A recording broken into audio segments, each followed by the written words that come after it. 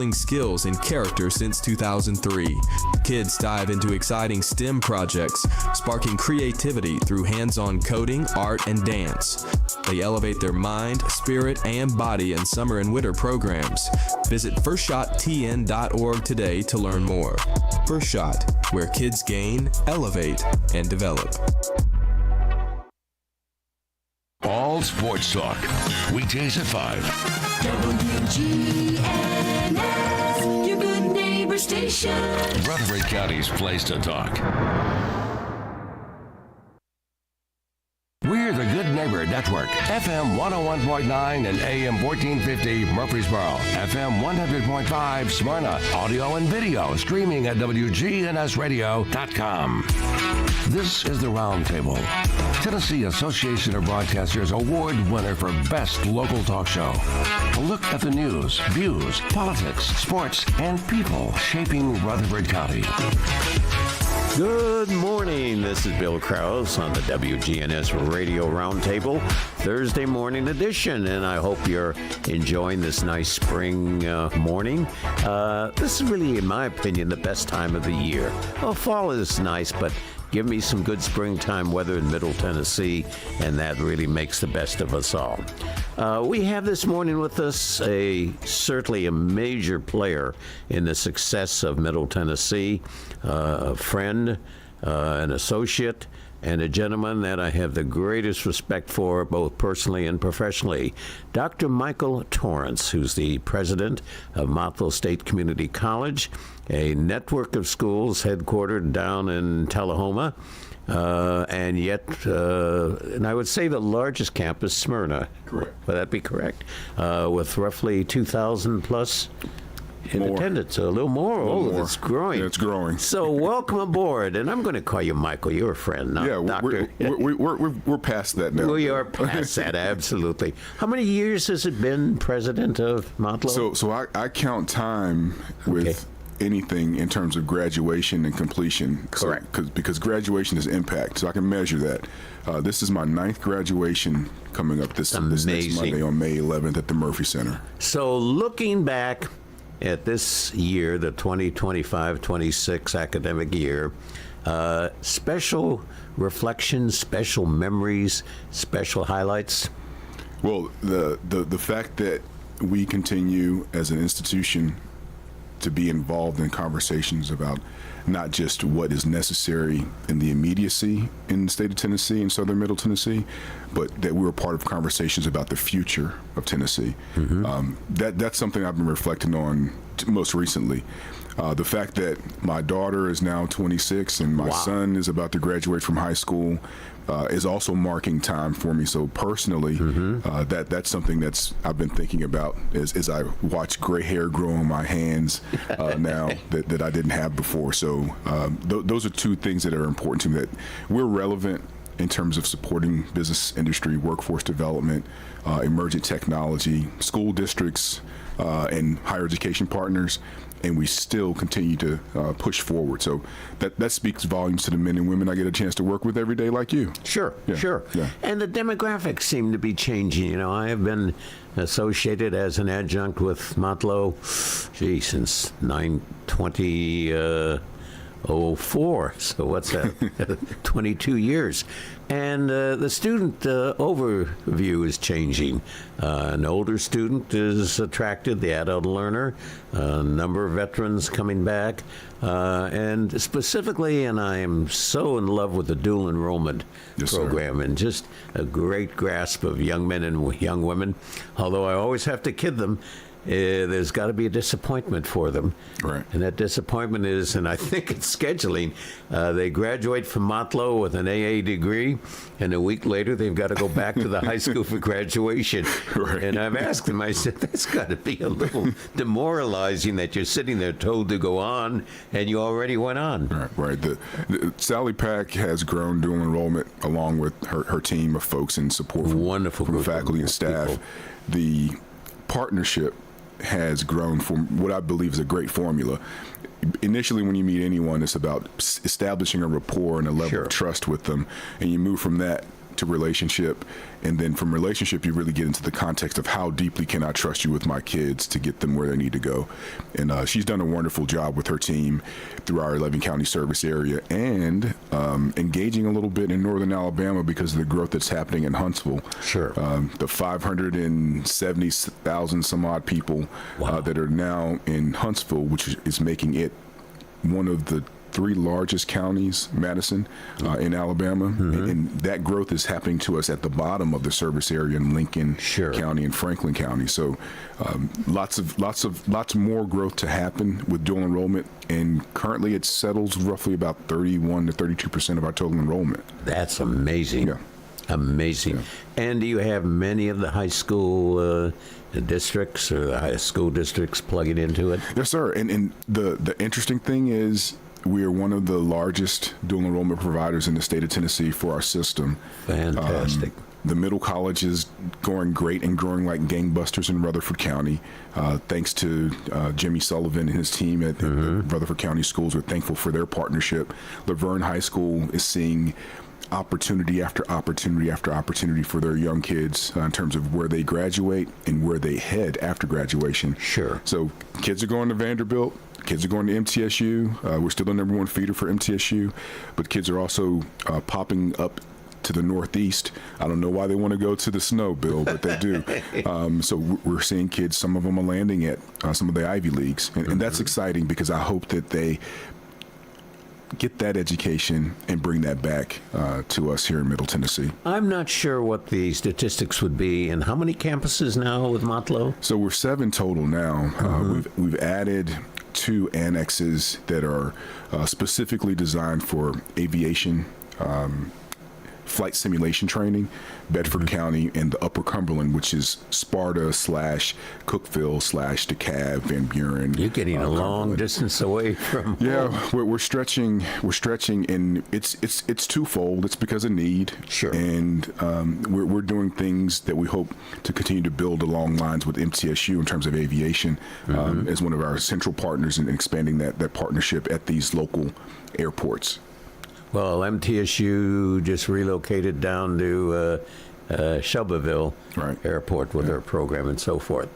Tell me about the progress, and I'm assuming there is progress with one of your brand new programs dealing with the whiskey industry. And when we had the gentleman who headed that up here, and I thought, boy, in the years that I went to college, if I went home and told my parents I was taking a whiskey class, I would be decommissioned. Well, here's the beauty of it. The conversation started probably 5 years ago now about the idea of the science of the spirits industry, because this is chemistry. So it is science, and as much as we think of the bootlegging that once took place in the hills of Appalachia, or the current status of home brewing with those who make different types of spirits, wine, bitters, as well as beer in their basements, this is science. And Bruce Boyko, who we're talking about, does an incredible job with telling the history of how and why we got into the business of this type of science and this type of spirits. And it's an interesting thing that he should tell the story better, because I'll just butcher it on air, and I don't want to do that to his craft. But we're seeing growth. We're seeing continued interest. We do have a waiting list. There's close cooperation with. Close cooperation with the spirits industry overall, which is a major throughout economic contributor. Yes. So, initially our focus, and we still have a campus site teaching location where he teaches out of Bedford County, but we also have partnered with the Tennessee Distillers Guild, which opens us up to everyone across the state of Tennessee along the Whiskey Trail. And that's been exciting for the students to see. Small, Gate 11 being a smaller one in Chattanooga, run by Bill Lee, not the governor. Right, but another Bill Lee, to large production on a global scale like Jack Daniel with Melvin Keebler. So we've seen the students have a perspective shift around what is possible, and the big impact in terms of tax revenue generated for the state of Tennessee that whiskey and the spirits industry is. I got to ask a silly question. I think I forgot to ask it when he was on. You've got people in class under 21. Right. Do they have the opportunity to taste their work? Absolutely not. Good. I was picturing a final lab, a final class, and there they are. Boy, we did well. No, absolutely not. Good. We adhere to the laws of the land. Absolutely. The development of those who may be engaged under the age of consumption is really around the science. And there are other ways to determine whether something is good, clean, clear, and that's by color and smell, but no taste. Well, he probably should have, like Jack Daniels has, lemonade for the guests when they visit the students can have water. Water, absolutely, no mixture. Right. You've been very involved among so many things with the advent of AI, and you just had a campus conference last week dealing with AI. How are you, as president of a growing, wonderful college, looking at the whole world of AI and how you see it directly and indirectly applying to the world of education? Yeah, specifically with AI and what we do in terms of teaching, innovation, learning, and training, our TILT model, we will have to evolve that now, because we have moved with patience intentionally, and we've moved with a level of observation. This is one of the few times I didn't want to be the first program. Sure. We didn't want to be the first into the fray. We wanted to see what the market was going to do, what the state was going to build around its AI infrastructure, the commitment that higher education from THAC, TBR, and other partners, what were we going to see happen? We're going to see in higher education the proliferation of it, as we've seen in the last 24 months. The responsibility for us is to make sure that we govern and frame this, not just through policy and oversight, but also by being informed from the perspectives of those who are going to utilize it most. That's our faculty. Sure. That's our student body. And in terms of the agencies that or organizations who want to sell us products, we have to make sure that it aligns with our mission, vision, and values. I think one of the things that when we see new tech come on board that can accelerate or deconstruct the normal way we've operated, teaching, learning, development, workforce development, the idea is that we need to move as fast as everything else is moving. Exactly. My preference is that we move intentionally with purpose. And here's the phrasing that I've been sharing with our team, that it's really important not to let our past pick our path, but that we allow our purpose to pick our path, and our path will pick our people. And if we do that, then we're going to be right-sized for where we need to be for teaching and learning. One of the areas, and it's always been a fundamental question and issue for me as an adjunct for, I hate to say, over 50 years, how do you combine and relate this rapid technology, this rapid growth of systems, programs, but still retain the humanism that's required both in the classroom, online, etc. I, for example, have been teaching college success for a long period of time, and while it's an information sharing class for the new student, knowing how to navigate, I consider it the gateway for motivation, enthusiasm, igniting excitement on the brand new student, stress relief, and so forth. Make the education experience an enjoyable one, not something that they don't look forward to. How do we relate the two together? Well, I'm guilty of playing video games still. I'm guilty of begging questions about why would a student spend an inordinate amount of time, from my perspective as someone who went outside and played with other kids all the time, why would they spend that time online playing with their colleagues and their friends? And we use the phrasing, we need to meet them where they are. It's really important to at least have a little bit of perspective of the gateway that technology allows young people in terms of gaming, systems. These students, these kids in Middle Tennessee, my son, they know kids all across the planet because they're engaging in a platform where you can meet anyone, anywhere, anytime, from everywhere. So with that in mind, as you're begging the question about, well, how do we do that?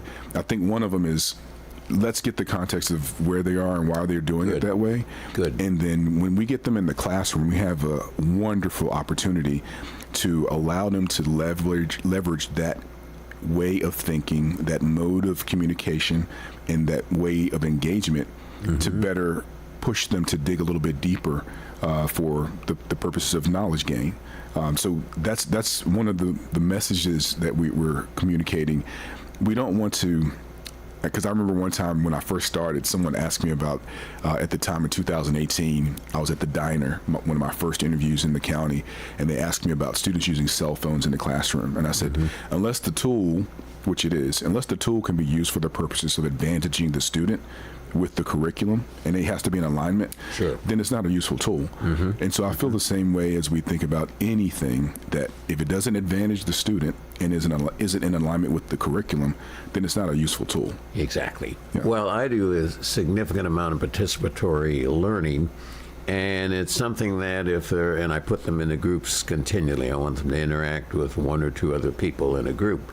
Right. And I'm primarily concerned, are they totally dependent upon then going on for source to quote source, or are they using creativity in their own mind trying to solve 2 + 2 = 4 rather than look up the history of 2 + 2 = 4? Right. Do you recall microfiche and having to go to the library to really, quote unquote, dig in the stacks?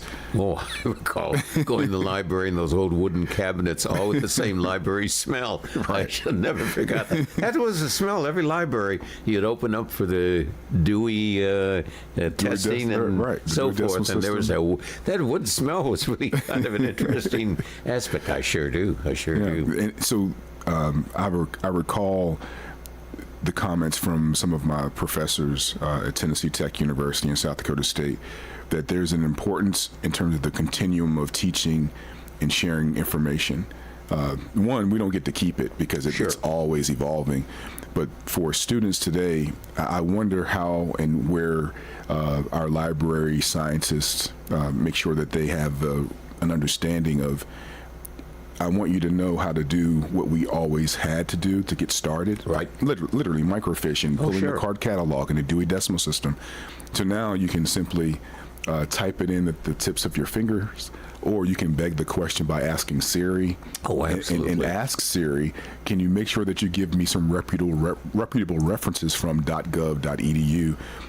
The thing is, you still have to check it. Exactly. It has to verify. You know, we used to say trust but verify. Oh, now I think we're hearing that quite often recently. I think now we have to verify before we trust. And have the right verification tools. Yes, I will always, my first day of class, and every class I teach, they are to take out a pen or a pencil, piece of paper, and write a 2-page handwritten comment about what they expect from the class, what they expect to learn, and what they expect to contribute. Right. And then I keep on file those personal letters, so when I get a paper that looks like the AI has been involved, hey, your writing style has somewhat changed, hasn't it? Yeah. Hasn't it? What do you see for the new year, the new school year, looking toward graduation? 2027 is your mark date. Any particular goals, objectives, plans, building, capital outlay, expansion, and so forth? Yes, sir. We've just finished having a conversation, this preliminary, with Tennessee Board of Regents and Chancellor Flora Tidings and her building team around what's next for Motlow globally. So, and when I say globally, I am talking about Middle Tennessee, not an expansion out almost to Knoxville. right. But the idea of the needs in Rutherford County specifically, as you know, that Smyrna is getting a new Seward's Landing. That's going to be an open air shopping concept. Coming along quite well. Yes, with I think over 4,200 doors in terms of where people can live. I'm hoping to see an amphitheater, sidewalks for ease of walking. I worry about the traffic access, though. I'm hoping. I know that they're going to put in a third rail, so to speak, to turn into the property. Good. So Good. It'll be easy to come in and go out. And when I say easy, that's if you're coming early to be on time, Yes. not coming on time to be on time, because Correct. you'll probably be late trying to get to class or something like that. But we know that we need to expand and start thinking about buildings 4 and 5. And when I say building 5, I want people to understand that we're not talking about all of the buildings remaining, but That first building, I remember the groundbreaking. Yes. They'll be sad to see that replaced. well, the yes, and For those of us who were groundbreaking. right, the Art Walker building Sure. will probably be raised at some point Yeah. and Well, it makes replaced with a sense. larger space. Makes sense. And we'll have a quad area, so to speak, that can be walked by our students and those who come and visit in Rutherford County, Smyrna proper.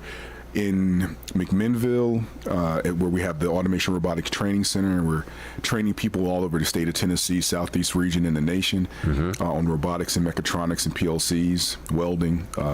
We're going to look at EV expansion as necessary to meet the market demands, and also look at expanding some space that would tie into healthcare, as the hospital has a new CEO there who is very interested in expanding the capabilities of a regional space that can support some of the small town rural needs. So we're excited about that. In Lincoln County, we're probably going to stay the same. There is a lot of growth taking place, as I said, just south, about 30 minutes beyond the border in Huntsville, but it hasn't hit us yet in Franklin and Lincoln counties.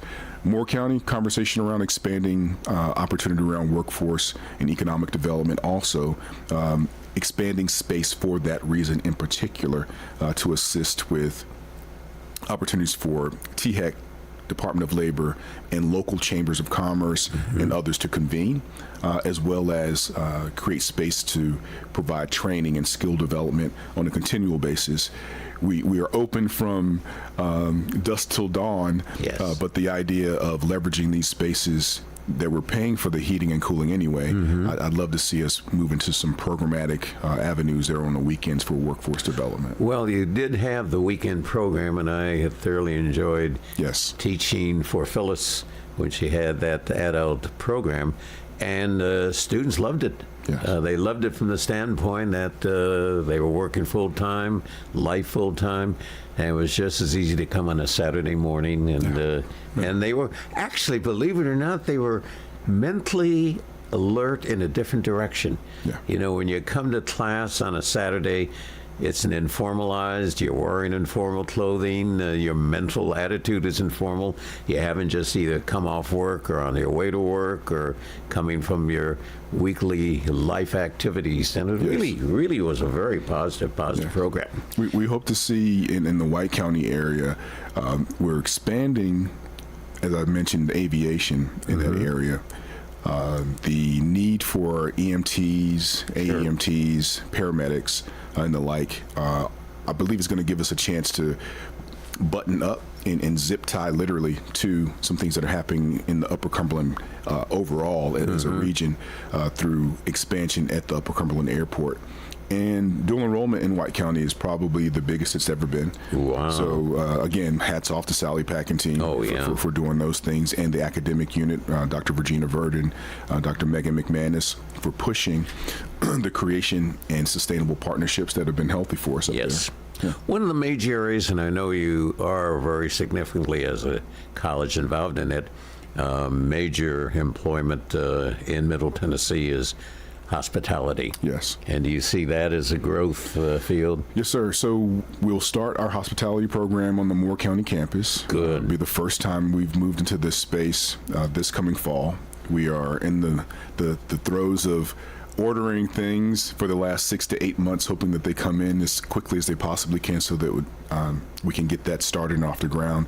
We're retrofitting the current cafeteria to meet those needs. And I have not been privy to designs, because I tend to see something and like, what could we, and so our team knows, don't let them see it until we get to a point where we want to tear down some walls. But I'm excited about the possibility of partnering with Cascade High School and other high schools in Bedford County, Moore County, et cetera, to have those high school students get on campus for a dual enrollment opportunity possible. Sure. And you see the world of internship building? Yes. This has been one of the sticky widgets for us in our service area because we are highly industrialized, we're highly agrarian, and to create space where an employer will pay a employee for not being at work, but for learning, and us give them credit for it. Again, it's going to go back to comfort, trust, and making sure that we're meeting the employer needs too. But Dr. Milliken and I and Mark Hutchins and Dr. Terry Bryson, we're working on it. We're working on it. Super. Yeah. We'll be right back. We're visiting with a gentleman that has such a positive influence throughout Middle Tennessee, including one of our major educational institutions, Motlow State, right in Smyrna, Dr. Michael Torrance. So we'll be right back with more insights, shared information, and a delightful motivation why the community college plays such a huge role in our lives.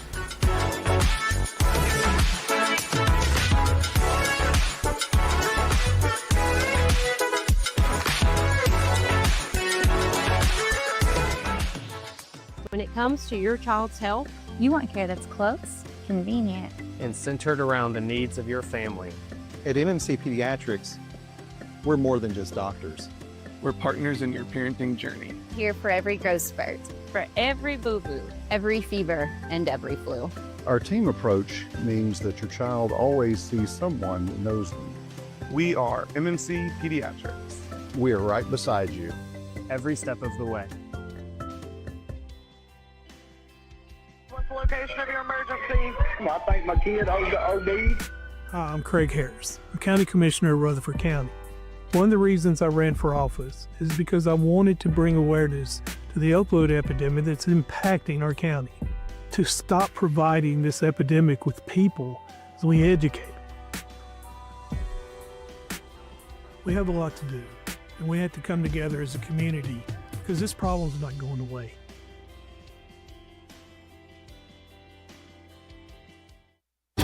Choosing the right insurance can be overwhelming. That's where Recall at Rayburn Insurance comes in. At Rayburn, we're not just about policies, we're about people. Recall will take the time to understand your needs and find the best coverage at the best price. We've been serving our community since 1973. So why not let Recall take the stress out of insurance? Recall at Rayburn Insurance Agency, where you're more than just a policy number. You're our neighbors. This is Good Neighbor Events with Bart Walker.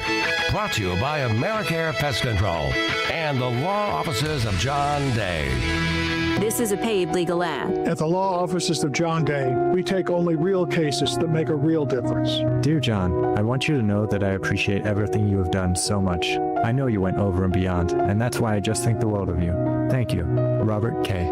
My pleasure, Robert. If you're ever injured, know that we are here for you, too. Call the law offices of John Day for a free consultation. And remember, there's no fee unless we win your case.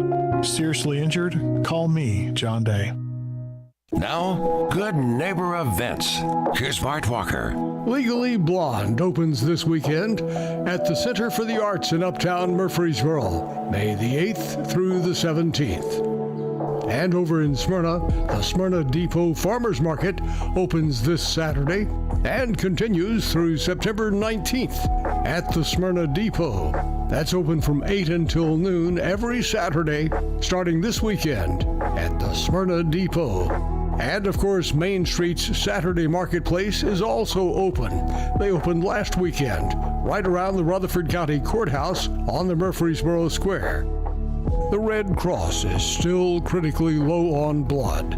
Please give the gift of life. Phone 800-RED-CROSS and make an appointment to give blood at a time that fits your schedule. Give blood to the Red Cross. Don't throw away Old Glory. Bring your tattered American flag to WGNS and let the girls from BSA Troop 2019 at Trinity United Methodist Church retire it with dignity. Plus, we also recycle Bibles. Those are WGNS Good Neighbor events. Rutherford weather. Sunny skies today with daytime highs approaching 68. Mainly clear tonight, lows dip down to about 42. I'm meteorologist Jennifer Wojcicki on News Radio WGNS. Currently, it's 53 degrees. WGNS is powered by Middle Tennessee Electric, who remind us that better communication leads to better service. Keep your contact info current at mte.com so you never miss an update on billing or local outages. This is the Roundtable from News Radio WGNS on FM 101.9 and AM 1450 Murfreesboro, FM 100.5 Smyrna. Listen and watch at WGNSradio.com. Bill Krause, once again, WGNS Radio Roundtable, Thursday morning edition. And we're having a delightful, as always, visit with Dr. Michael Torrance, president of Motlow State Community College, including the largest campus of the system right here in Rutherford County in beautiful downtown Smyrna. You have a high school senior, your son. Sir. Yes, sir. What do you tell, and a good fatherly advice, what do you tell a young son or a young daughter what to look for when they're making a college choice? I'm sure he's being a senior or Right. coming into the senior year. Yeah, yes, sir. And you know that the other doctor in my house is my wife. Oh, okay. So I can answer this one really easily. I say, talk to your mother. And I say, listen to what your mother says. And then we do, quote unquote, as the kids say, we duck off. Sure. And we'll have our own private conversation about making the right choices. I've asked him to ground himself with finding 4 other really sharp people to be around as much as possible. Not to be the smartest person in the room, to be prepared to work hard. And I really want to give my son grounding, as I think hopefully I gave my daughter grounding about what it means to work with work ethic, with intent and purpose for planning for what you don't know is going to come down the road. Sure. So we've had, I wouldn't call them heavy conversations, but we've had some personal conversations that I would imagine that every parent has with their child as they. How early did you come of age. start, though? Was it 2, 3, 4, 5, 6 years ago? Probably 6th grade. Oh, okay. Probably 6th grade. When the kids tell you that they don't need you to read to them anymore, and they're doing their own thing, sure. Then the conversation starts to shift because their focal point becomes not in the house in terms of nuclear conversations with the nuclear family, but it becomes socially, what's socially acceptable and fitting in. So Jamie and I have always been conscious of having those kinds of conversations with the kids. Sure. And I think that he'll be fine. But I'm no different than any other dad. When you start getting the grandchildren, the same advice. Please stop it. Stop it. Well, I've just gone through that stage a few years ago. So, and they may or may not listen. I think probably a bottom line question, as a parent would have, and you're competing with advisors, counselors, and so forth, or people advancing out to recruit new students, is how do you balance the academic life with the social life? And I think the question becomes, are you going to go to UT Knoxville because it's got great fraternities and sororities, social life, interaction, sports may be certainly an aspect, entertainment or what have you, and is academics just a secondary element?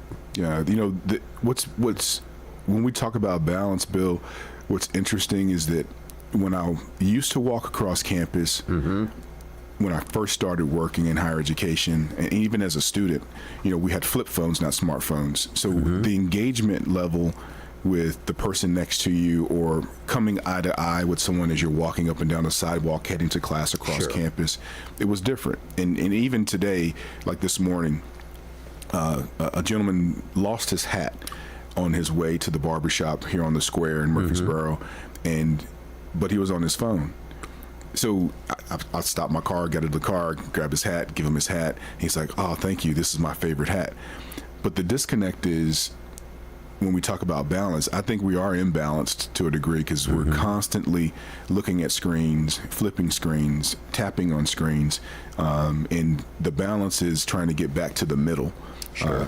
I do think that we spend an inordinate amount of time engaging in platforms when the human being is the best platform from my perspective. So from a student perspective, how do we leverage that, because they're not going to stop using those devices, and how do we increase social, emotional, spiritual, and cognitive development for them so that they can get prepared to pay for our Social Security. Oh, exactly. Right? Exactly. So through clubs, Dr. Belinda Johnson, who's our EVP of Student Success, we've had some really dynamic conversations as a team around the importance of workforce being an ideology, student success, academic affairs, and then community engagement. And that doesn't exclude fiscal responsibility with Renee Austin, who's our CFO.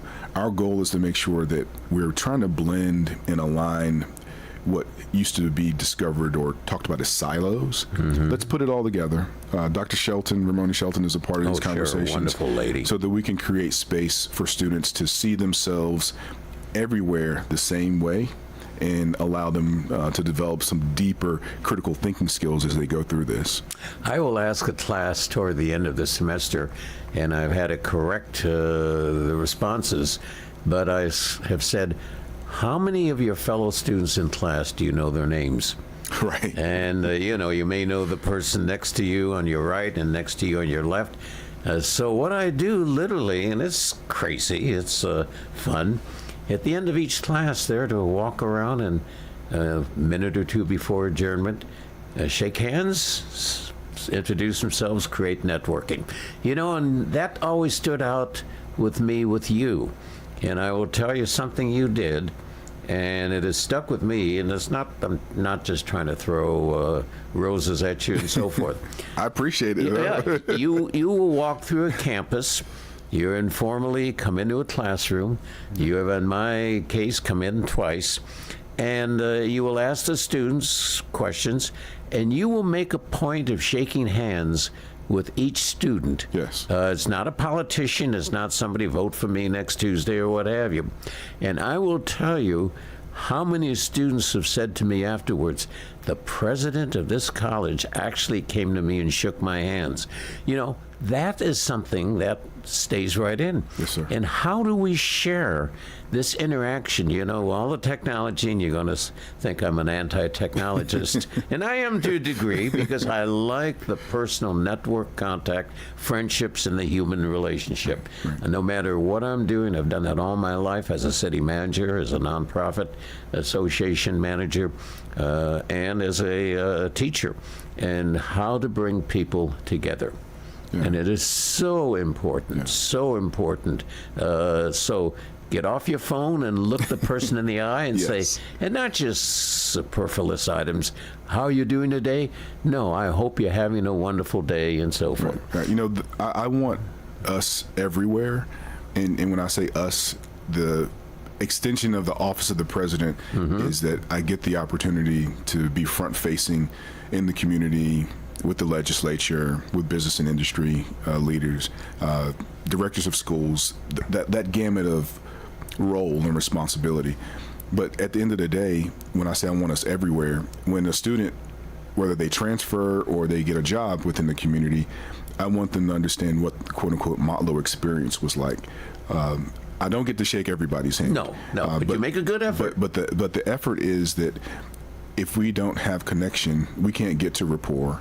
We can't get to relationship. We can't get to trust. Sure. So as much as possible, I don't get to see the backside of that often. I hear from you. I hear from other faculty members or staff members. But we don't know what that kid was going through or that adult was going through that morning. And it's a small thing to be kind. Exactly. It's a very small thing to be kind. It's a very small thing to continue to show up and be competent. These are small things to do. And if I don't do that, I can't ask anybody else to do that. Well, what you just said is so important, because so many people, including colleagues, do not appreciate it. Many of these students come to class, come to campus, with significant family issues, family problems.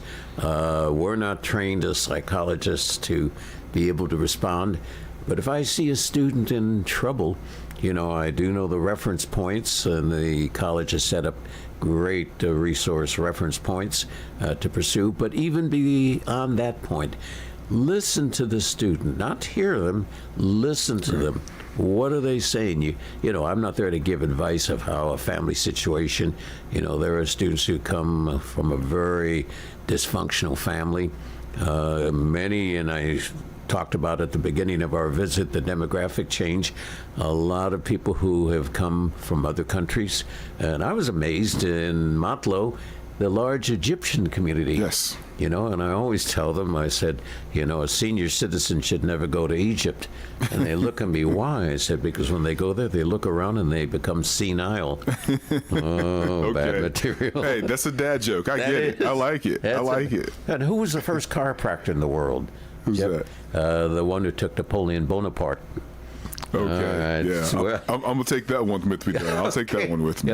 My AAU team will appreciate that. Yes. Have you ever been introduced to Morris? You're supposed to say Morris who? Morris who? To Morris Friday. All right, you can start. And we do, actually, and I share this, and maybe that's just me. I start off every class with happy joke time. Yes. They're not dad jokes, they're corny jokes. Yeah. There's only one reason I teach. I don't know if you ever knew the reason. What's that? It's because when I got married a wonderful, wonderful lady. She had so many great traits except a sense of humor. Okay. And then we had 3 kids, wonderful kids. The only thing is they never had a sense of humor. Okay. So when I suddenly was blessed by daughter Jennifer with 4 grandkids, wonderful, no sense of humor. Okay. So I have to go back to school, and I have to say your grade is dependent on the laugh meter. So when I do happy joke time, your A, B, or C depends on it. upon your reaction. So, to have people enjoy life. Yes. We talked off the air a few minutes before we started. And, I'm not certainly, as I said, even off the air, putting you on the spot. But when the state senator, Shane Reeves, was here on the air last Thursday. Great person. Oh, he is 7th generation. Yeah. Pharmacy family for so many years. Very impressive. And we talked about the need to find methods and processes to bring this community, this state, this nation together. We're always going to have divisions because we're a democracy. Yeah. And part of the aspects of democracy is division. I mean, divisive, not in the point of physical action, but difference of opinion. So I thought, a contemporary American government class with some historical base, but not a repeat of high school civics or a repeat of our traditional political science American government class, but basically, who are we today? What are we doing, and what are strategies and successes we as organizations, individuals, and institutions can do to work together, carry out the principles of the democracy, and have a wonderful future? Yeah. And do you see that as a potential mandate? And you don't like to keep throwing mandates for graduation. Right. Your list is so significant now. I do believe that history, quote unquote, is doomed to repeat itself if you don't teach the tenets and frameworks of what didn't work. And we're talking about sociological imagination. We're talking about front stage, backstage. So a lot of sociology concepts when we start thinking about how do we ensure that the students of today, the young people of today, the people who are between the ages of 24 and 50 have a real construct and understanding of how do we govern, how do we come to govern the way that we govern, and our political processes. So the development of policy, procedure, practices is always at the behest of the needs of the people. And that, at the end of the day, from my perspective, is a good framework for why we have the democracy that we have. Courses, because students spend an inordinate amount of time to start their lives, right? Sure. Sometimes they're starting as early as 2 years old in a preschool, and you're in it all the way until you're 30-something years old if you move through some medical practice or a training. So the first third of a life is in training, learning, fast-paced evolvement of not just experiential, right? Sure, so it's not just occurring in a classroom. The motif is that the entire planet, our entire city, our entire county is a learning lab. So what does that look like under governance? And as we talk about at our institutions of learning, shared governance, what does that mean? Do you really want to know everything? Right. Can you? Can you Yes, know everything? yes. And so I'll answer that, because having a high level of access to lots of information, being able to synthesize that so that it can be shared in a way that everybody gets the context of how it impacts them, that's really difficult. But it's important to still do it. Sure. So that the questions can be asked and begged and explored in a way that isn't making people feel like you're keeping anything away, and that, again, that level of trust is further embedded, and it grows and it grows and it grows. So I'd say, societally, the processes and practices that we've experienced that failed, we need to know what those were. And courses like government, that's specific to developing Tennesseans. It maybe Bill, it's something that's like Tennessee history. Oh, sure. Maybe it's something that's really specific to our Constitution in this great state, and our expectations of how civility and discourse should be carried out, so that we can continue to make the gains that we've made over the last 25 years or so. The greatest issue I have with students, no matter what the age may be, and it's almost an issue with myself, because I consider myself, and have been for years, a political science junkie. I love to read, love to hear, love to learn, love to observe. Are we having too many things going on simultaneously that the average, not only non-average person, can keep up? I try to keep up on the daily, or I guess I have to call it the hourly news, and not just Iran, not just Ukraine, not just the economy, all the dynamics that are going on in a exhaustively significant and complex world. How do we keep up? So I don't know that I have an answer. I do have some creative thought in ways that I've asked our team to stay abreast, because organizations that have executives, the responsibility in part is to make sure that you communicate information. Exactly. But you need to chunk that information so that it, people can understand what you're talking about. Sure. So I've asked our team members, and I have 7 direct reports at the college. I've asked them to, every year, irrespective of what it is, because everything is connected to everything when we're talking about learning. They are responsible for learning something that is going to improve their ability to serve students better, to serve our workforce better, to serve their divisions better, and more importantly, help them develop as people. So it's in their development platforms for their assessments every year. Since we're not on a meritocracy or a merit-based cycle for looking at someone being rated 5, 4, 3, 2, 1, this is their responsibility. I don't know if that solves the question that you're asking, but what it does is it gives them an opportunity to become more aware, and not maybe master or become an expert in an area, but to have a little bit of empathy when it comes to listening to someone speaking from the lens of student success, academic affairs, workforce development, and the student perspective. And I think that helps us be more well-rounded, because I don't want to say better or worse. It just helps us become more well-rounded, and hopefully that influences our decision-making in a positive way. I guess I have to do an adjunct to that. Okay. And because, you have developed in your years, and it's just whether Motlow attracts, you've developed a phenomenal cadre of faculty, cadre of staff, department heads, and so forth. Thank you. But how do you, and can you, create your individuals? And I don't know how you can do it short of seminars or what have you. how do you create a heart in a person like one who I still think of on a regular basis, who we lost this year, Pam Harris. Pam Harris. And Pam was on the air quite often. And in fact, Pam had the dream to co-host the show. Yeah. And she had such a heart for everybody. And is that you look for when you hire somebody? Can you teach somebody to expand their heart?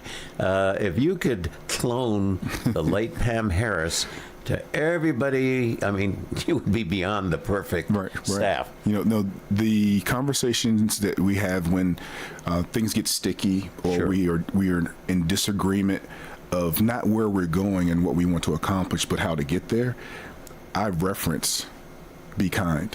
Because Pam was one of the most humble and kind people that I came across at the college and in Tennessee since I've been here. So that gives people pause when I say that, because everyone knew her. And I asked in our last couple of gatherings, and specifically when we had the last celebration of students and their academic accolades last week, I left them with, no matter what you do, be kind. And also be gracious and grateful that you have people who support you. That's an indication in a methodology of Pam. And that's what I've taken away from my relationship with her and her family. And I'll continue to share that with anybody who will listen and who's I'll within listen earshot. all the time. Because I do believe that can be developed. It can be fostered. We don't know where people are coming from when we get them at Motlow. And it's not just about the black and white of a resume or CV, but I believe we have a way about how we engage with each other as colleagues in a professional way. And then the expectation of, it's not just the office of the president, but it's across the whole organization, asking, are you willing to be kind? Are you willing to support the adjunct, your junior faculty member, your tenured faculty member, the student, the newbie who's just moved here from somewhere like Chicago or New York, and they've chosen to attempt to work with us at the college, and we want them to be successful. What are you willing to do to help them be successful? And I hope we're all asking that question all the time. Now, graduation is May 11th. May 11th, yes. Coming up. Yes. Can I ask for as we conclude, a preview of what Dr. Torrance is going to say to the large gathering? Yes, sir. You're welcome to ask, but I will. It's going to be a surprise. But I will not share that on there, because that'll ruin the message from my perspective. But I can tell you off air when we get off of here. I'll tell you here's some things I'm going to share with you. That doesn't help. On the other hand, and I know you did this some years ago, and I had a student who was so fearful of coming back to school, and she was in her early 80s, and she went all the way, acknowledging those folks who are exceptional. Well, all your students are exceptional, but who come with a special resume, if you may, of age and experience. There will be that. That's going to be our constant. I do believe it's necessary to acknowledge the journey, especially when someone is differentiated not by ability, but through experience. The fact that someone continues to skin their knee and gets up and continues to walk, that kind of thing. Well, in graduation, especially the adult learner or the adult grandchild or grandparent, I always stress, be sure your children or grandchildren are there at graduation, because the thought of a 9, 10, or 11-year-old seeing their grandmother in a cap and gown getting their degree has a lifelong memory for them. And they will always remember the quote, "Grandma was up there getting a diploma." Right. And Bill, I don't know that listeners know all of the work that you do and that you're involved in across the board. You're very humble and walk through life with a great level of humility. But when your grandchildren and your children came to learn of your involvement, just because you wanted to see others do well, and it's a selfless act, I believe that sets a tone. So when young people, or as I mentioned, that age group, the 24 to 50-year-old, when they see others do it, complete it successfully, again, it sets a tone for our community that this is possible for me too. And I look forward to graduation because I get to see lots of different people, and some people are dressed in the best that they can be dressed in Sunday clothes, and then others are in their jeans and sweatshirts, and you can get the sensibility that there's an interest in learning, there's an interest in training, and we have to do an even better job going forward of making sure that people understand that there is not a differentiation about coming to a Motlow State, a Middle Tennessee State, a Vanderbilt, Rutherford County schools. There's no differentiator between coming to learn for a degree pathway and coming to learn to get upskilled and trained with durable skills. You can do both at these institutions, and it can advantage your life in a way that you never thought of. I shared with you, and I sometimes regret, that I just shared these things, but it was for a special purpose. How surprised I was the other day to receive a letter from a lady who's been a teacher in Clarksville, and she was a graduate student of ours 20 years ago. And when a teacher gets a letter of thanks 20 years later, it says the roots were planted, the roots were fertilized, and the blossom of the tree has succeeded into certainly a wonderful contributor to society and to life. And it's those things that, you talked about motivating the new teacher, motivating the adjunct. Probably the people that need the most motivation are those that have been with you a long, long time. Yes. And they need a sharp of the sound, a sharp of the compliment, and so forth. They sometimes become so routine, same syllabus, same tests, same students, just the names are different, and to give them an energy level that your tradition and your history and your experience, and most importantly your success, is what counts. The goal of culminating at the end of the year is partially, obviously, is to celebrate the students and celebrate their families. It's a milestone in their lives, but it's also to recognize that they have to look around the Murphy Center and see the faculty who will be to the right or left. I'm not sure where people are sitting. And then their colleagues and classmates that are right beside them, and also folks from the board, from the state, from the community that have supported us through philanthropic gifts or development for scholarships, and see that it has taken the entire community for us to get here. I don't know. It gives me goosebumps. Oh, absolutely. Maybe that's a little silly, but no. It's an important aspect of one of my many whys. Get up out of the morning, and as you said, when people spend a long time with you, how do you make sure they stay motivated? How do you make sure they stay excited? One of the ways is to make sure that you continue to ask them, what do you want to do next? And that it's a shared journey. As I mentioned that journey before, it's a shared journey. It's not individualized. Dr. Michael Torrance, president of Motlow State Community College, a gentleman who is a huge resource, huge motivator, not only in our own Rutherford and neighboring counties, but throughout Middle Tennessee. I have to say, throughout education, because you're involved in state and national conferences and programs and seminars or what have you. Great pleasure to have you here. I always like to have you back, so you'll be getting an invite for the fall to kick off the 2026-2027